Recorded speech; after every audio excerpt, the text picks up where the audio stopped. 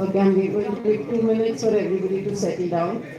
I wish there was so much crowd for my movies in cinema. I bet that it translates into box office.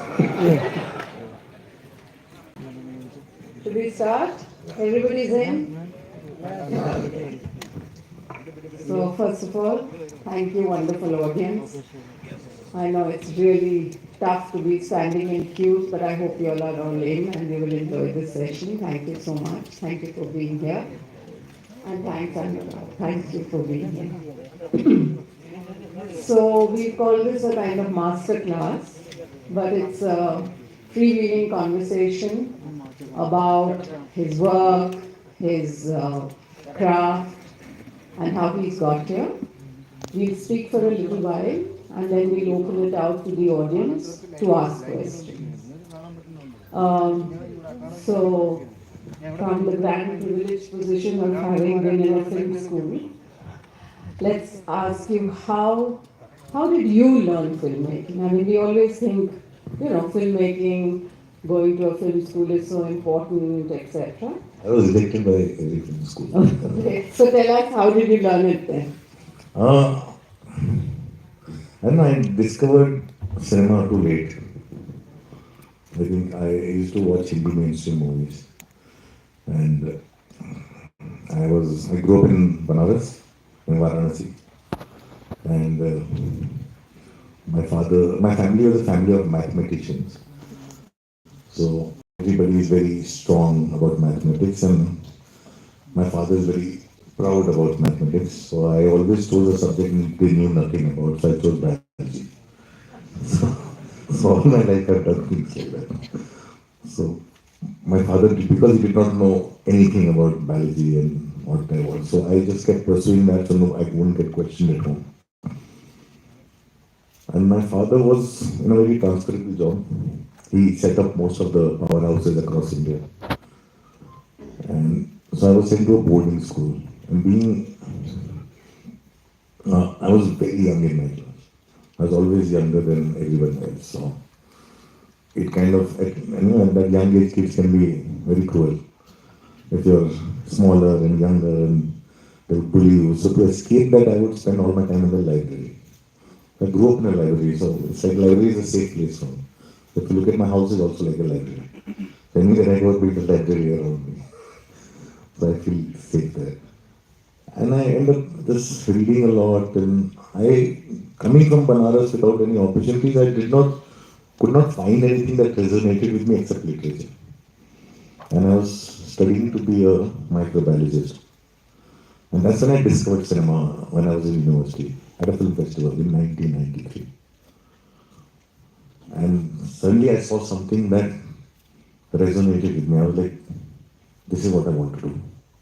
And it did not take me much time to leave. I just packed my bags, told my parents, and they were very disappointed in me. And I upped and left. I was 19 years old.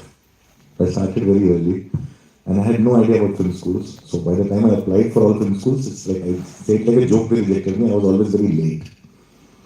So in the sense, I applied for film schools and everything. It was when the admission dates were closed. I think somehow that worked for me. It worked for me because all my friends got to film schools.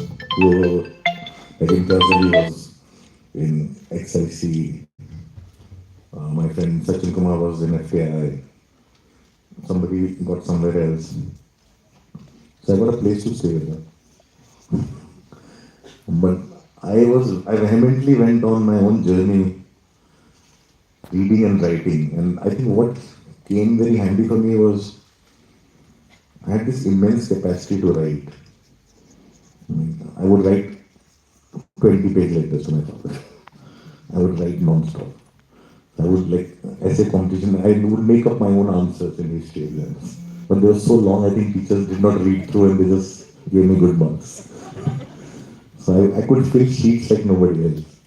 And I still did write like that. I just finished my script this morning in the hotel. So, and because of the writing capacity, I was fortunate because I came to the city of Mumbai at a right time of transition in television. India had just discovered daily soap operas, and all the soap operas were being controlled by very English-speaking South Bombay people, and they really needed somebody who could write in Hindi. At the same time, they were very privileged uh, elite who did not want to give credit. That worked for me. So I could hone my writing skills on their expense.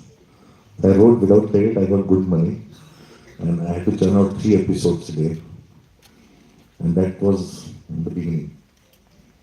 And I kept discovering cinema, and then I think my real growth in education started when I started working in a place called Media Classics, where I met these two very geeky brothers, Sriram and Sridhar. And Sriram was doing Raman Raghav, and Sridhar was always writing. He was also another person who used to churn out episodes for CID. He also had this immense writing capacity. And we bonded very well, Sridhar and me. And Sridhar put me on a journey. He gave me a book by James and Cain to read. I always, anybody who wants to be a writer, I always tell them, I made my own separate course of how to learn writing. Which is like start reading James and Cain first. And somehow he kept introducing me to these books. And I went on my own journey of reading and writing and watching films. And because I had not seen anything, they would sit there and talk about Godfather. I didn't know what Godfather was. They would talk about Taxi Driver. I did not know what Taxi Driver was. All I had seen was B.C. Kerr's movies, and I had seen Italian neorealism at the festival. And then I would talk about that. They knew more about me, about more filmmakers. So I was on this curious journey of consumption. I was just consuming movies day and night, which went on for a long time. That's how it all started. What about the actual art of writing a script, where you develop characters, you have all this business of the 3 acts, all that? I don't like that whole 3 act structure. Yeah. I think writing is a very personal thing, and, and this is the reason why I was asked to leave from FKI when I was teaching writing there, because because I would tell them this is through the theory away, and because writing is not mathematics, and 3 act structure makes it into mathematics. It all becomes very, like, there's no soul in it.